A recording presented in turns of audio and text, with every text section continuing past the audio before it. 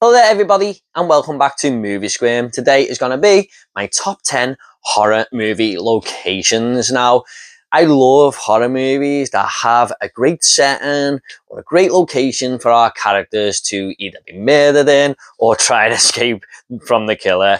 And there is some very iconic ones over the years, and I thought, you know what? I'll do 10 of my best here. I did ask you guys over on Instagram about a month ago, what are some of your favourite horror locations? And there's some great answers in there. So I think I've got a top 10 definitive list. I just wanted to make sure I hadn't missed anything out or anything, but I am very happy with these selections. And you know what? I've even got another 10 there. So if you guys like this video, please do let me know and I'll do another 10 great horror locations as well. Don't forget to leave down below what your favourite horror locations are. So let's just get into it now. Number 10. Number 10 is going to be Bates Motel, where our famous Norman Bates character from Psycho lives with his mother, or does he? So basically, I like the whole look of this Bates Motel, just having one of them sort of everyday motels that you see in America, but we've never really seen them here, but I've always wanted to stay in one because they always look cool, with this little, well, I'd say little, but it's a big house in the background there where Norman Bates lives with his mother, and he runs this Bates Motel from that house and comes down now and again to check guests in and stuff. But what we don't know early on is that this guy is an absolute psychopath, hence the title Psycho. We all go a little mad sometimes. And we see Janet Leigh's character, of course, come to this hotel, and what happens to her is the most infamous shower scene of all time, isn't it, really? But I really like how, you know, Norman seems like a very pleasant man. He is very, he's a handsome guy, of course, but he's very charismatic and stuff. But he thinks his mother's living in the house there and likes to dress up as her now and again and morph into her and stuff. And that ending of the first film is awesome now, isn't it? And this whole location is a massive part of that film. I mean, a lot of the movie, a huge chunk of it just takes place here. And just seeing Norman wade through these walls, looking through his little peepholes and stuff, and then running back to his little house at the top of the hill is just great. I believe this studio set is still there in Hollywood Studios, and you can go and visit it. It did recently appear in Maxine, the 2024 film, and it's just so iconic now. And we've also got a load of cars just being shoved into sort of the mud lake at the back there. So yeah, God knows what the hell is in there. So in 10th place is Bates Motel, and they did name a TV show called Bates Motel as well, more of a modern style Psycho setting, and I highly recommend checking it out, guys. It's awesome. So that's Bates Motel. Next up we have Cabrini Green from Candyman. Now this is a neighborhood that looks so rough, so run down, but has a lot of people there who are just trying to kind of survive and stuff, but there's some hardened criminals running the streets as well. And we see this when Helen, who is our main protagonist of the movie Candyman, is basically followed into the toilet by a bunch of thugs and whacked in the face with a hook. So it just shows that this is a dangerous place to go, but that is the least of your problems if you go to Cabrini Green, because this is where the whole myth and sort of backstory of Candyman took place, where he was chased down the street, covered in honey and stung by a bunch of bees as a young boy. And legend has it now that he will return to Cabrini Green if you say his name in the mirror 5 times, which is what Helen, our main protagonist, does in the 1992 movie, and her life just goes down a spiral of hell, basically. But what I like about Cabrini Green is all the graffiti on the walls where this legend of Candyman is said to be. There is one moment where she goes through a hole in the wall and it's Candyman's mouth wide open, you know, painted in graffiti. I think that's awesome. I love the dank, dreary hallways of these apartments that she's checking out. That toilet scene, oh my god, when that guy gets his dick chopped off. I remember watching that as a kid and I ran down the stairs with absolute fright. I said to my dad, what the hell have you rented me from the VHS shop here? Because he rented it for me when I was starting to get into horror. And I was like, I was mortified by that. Just seeing that kid lying in a pool of blood, man. But them toilets, oh my god, they are just so creepy and dingy, aren't they? But we do actually see Candyman start to terrorize this neighborhood a little bit there with the use of Helen. Babies going missing and everything. So Cabrini Green is a great setting, and I believe Clive Barker actually based this on his hometown of Liverpool. I think it might have been in the Toxteth area, which is a city where I'm from, which is cool also. But when the movie made it, they decided to film it all in Chicago and stuff. So yeah, Cabrini Green is an awesome place for a horror movie to have its location in, I think. That is number 9. Coming in number 8, we do have Elm Street. Now, the reason it's this far back on the list is, even though it's called A Nightmare on Elm Street and a lot of it takes place on Elm Street, especially the first movie, I mean, it's not fully used to its potential.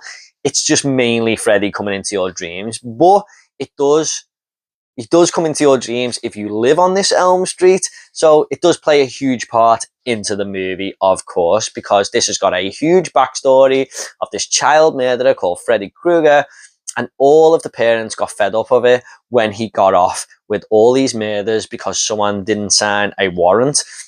And Freddy Krueger was free. So all these parents of Elm Street decided to get together and burn him to death. And he starts to come back for their children in their dreams, as Nancy finds out in the first film and Jesse in the second one and stuff. So I do feel like I had to include Elm Street in here, especially with it being in the movie's damn title and stuff. And I love all the look of the houses in this Elm Street, especially the one Nancy lives in. The mother is sort of keeping the glove in the basement and stuff. So yeah, I had to put Elm Street in there, guys. My favorite horror franchise, of course. And just seeing Freddy terrorize these kids in their dreams from this street is a joy to watch, really, isn't it? Because Freddy is the man. So that is number 8, Elm Street. Now, this next one is going to be in a place that only takes place in the 3rd act, really. It does come into the movie at the start a little bit, but I'm going to go with the Good Guy Toy Factory from Child's Play 2, because I think this is one of the best 3rd acts I have ever seen in a movie. Chucky using this toy factory to his full potential to try and chase down Andy and his stepsister Kyle, really.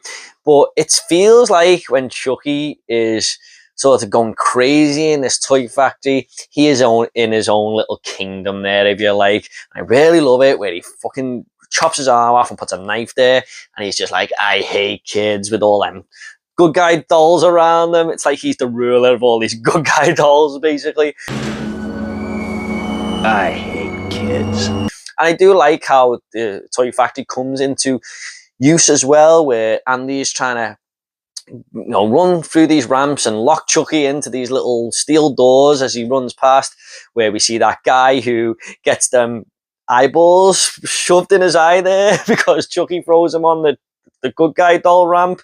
I mean, I love how they kill Chucky in this, sending him through all the machines and stuff. It's just used to its full potential, really. They get the location, they film it there, and they go, what can we do with this toy factory that will enhance the film? And that's what they fully do. And I love Chucky in Child's Play 2. It's my favourite version of Chucky, but this is where he's at his absolute best. Just going on a menacing rampage around his toy factory, trying to kill these 2 characters. It's awesome. So I had to put Chucky, the good guy doll toy factory in there. Next up is going to be the murder capital of the world, Santa Cara. Now, this just looks like a really fun place to live, especially when our 2 main protagonists turn up to this town, Michael and Sam, and they just go around and explore like this pier where all these fun rides on, and you can just go out there and play on the arcades, go to the comic book stores, and everyone's just having a great time there. And you can go and socialize and meet lots of people, and it just looks like so much fun. And there's even a guy with this fucking big muscly chest playing a fucking saxophone with the greatest song ever made, I Still Believe. So one for the ladies there and Tim Capello. But I absolutely just love the location of Santa Cara. But as fun as it is, it's got a horrific backstory there, because David and his bunch of vampire goons are going around killing people. Hence the name, Murder Capital of the World. And I like the way we always see these little missing people posters just plastered to the walls everywhere we go. And obviously Michael does meet up with this gang and they sort of take him in. And I like the way they've got their own little cave back there, just in the backdrop of Santa Carla there, where they all hang out. And that cool train bridge that they're all hanging off, you know, I love everything about Santa Carla. And the grandpa has got a house there who's one of the biggest lunatic characters I've ever seen. I love the grandpa, but I really like the house that he's got here. Like Sam says, talk about the Texas Chainsaw Massacre, the way he's got it decorated and stuff. It's just awesome to me. Oh yeah. Yeah, the Frog Brothers as well with their own comic book store. Yeah, it just looks like a cool place to live and adds so much to the fun 80s vibe of this movie. So next up was Santa Carla.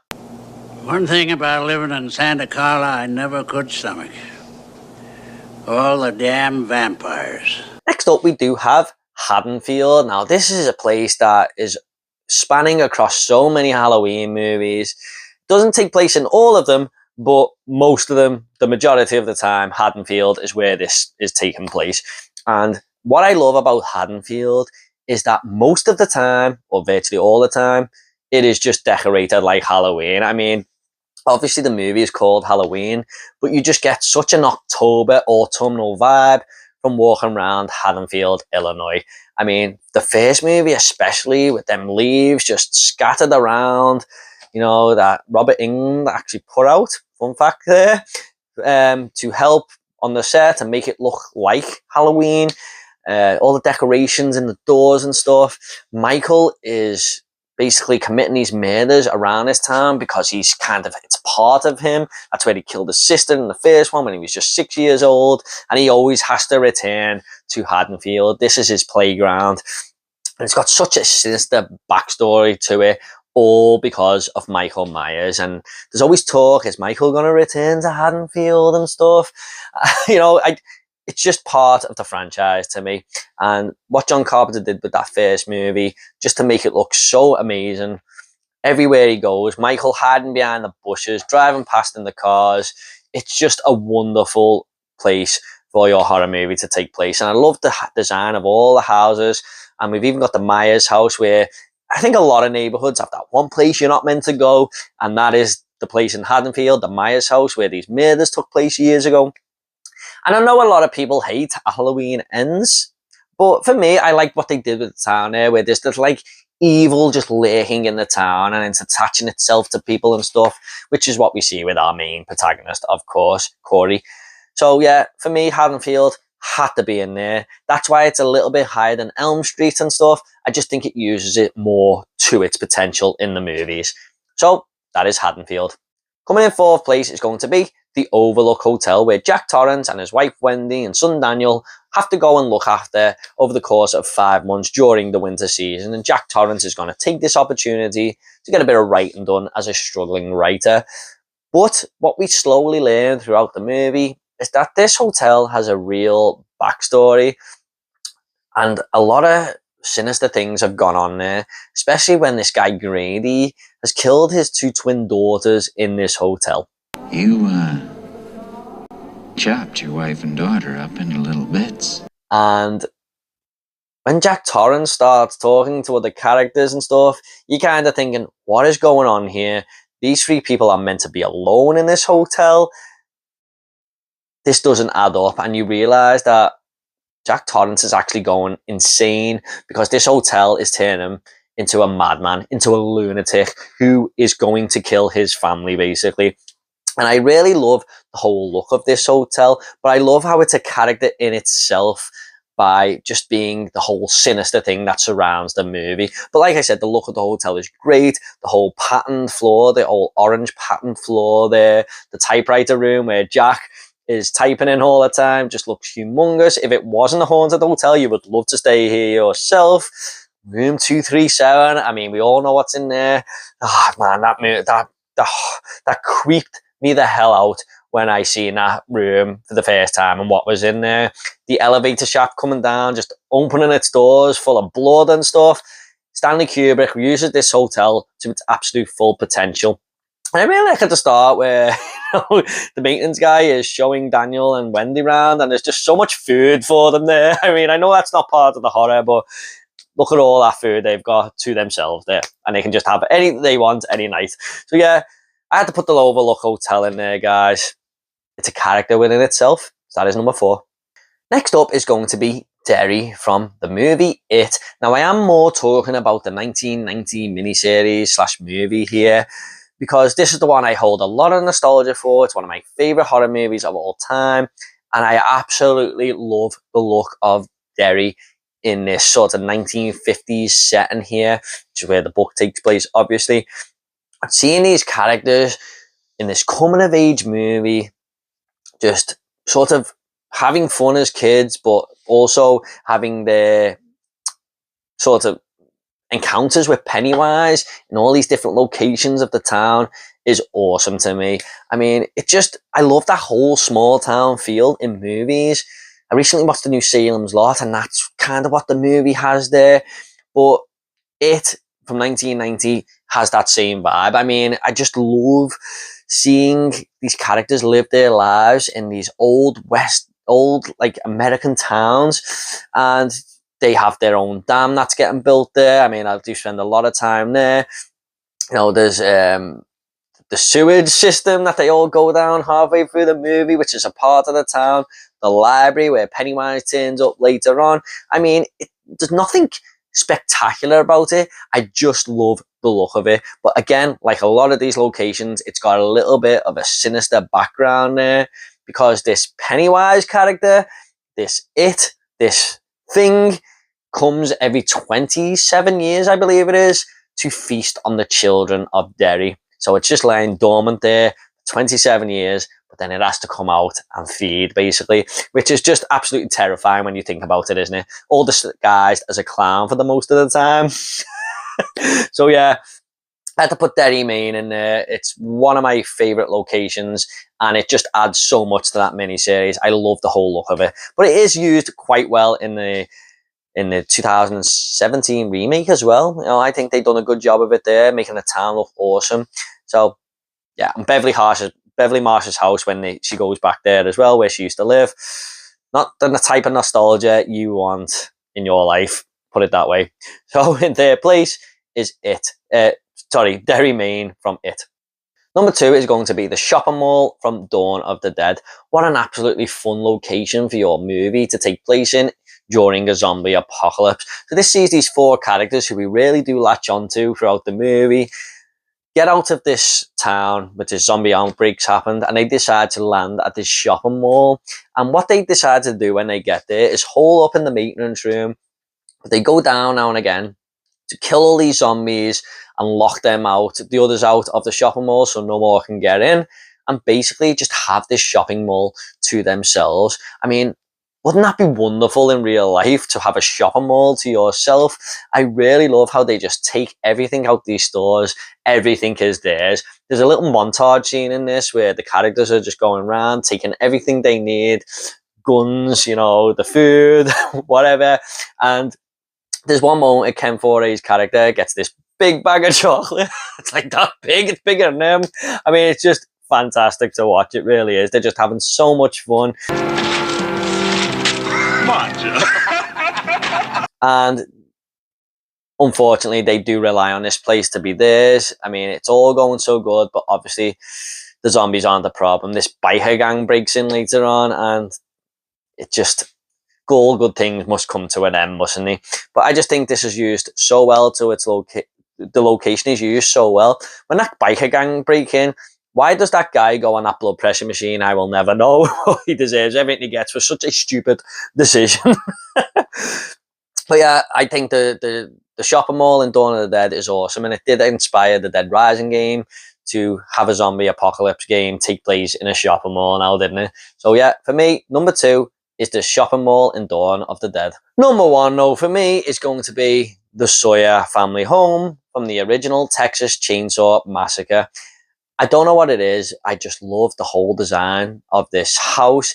Having this house in the middle of the back of Texas, sort of isolated there, just brings a sinister vibe to it, because when our characters kind of go up to it, we kind of don't get any answer from the door when they knock. We don't really know what's in there.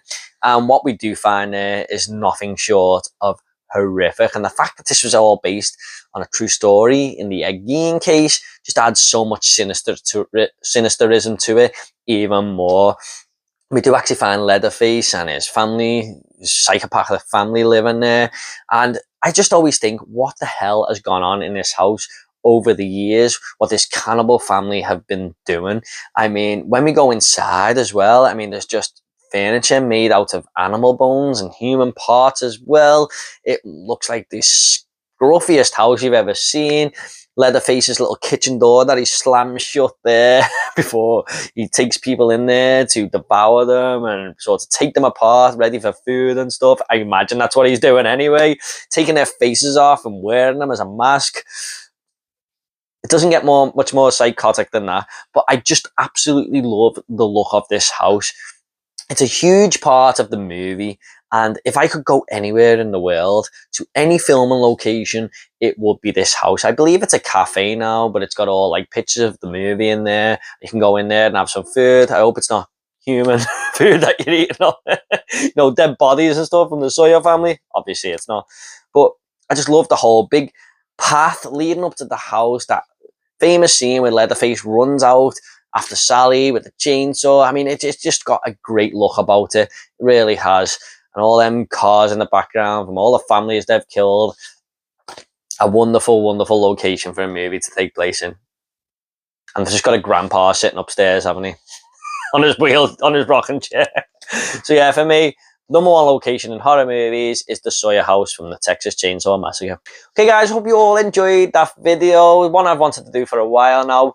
Please do let me know your favourite horror locations. What did you think of this list? Please do let me know. I would love to hear your thoughts, and I will get back to you all, I promise. If you like horror, please give this video a like and subscribe to this channel. It would really help me out. Thanks so much guys. You take care, and I'll see you all in the next video.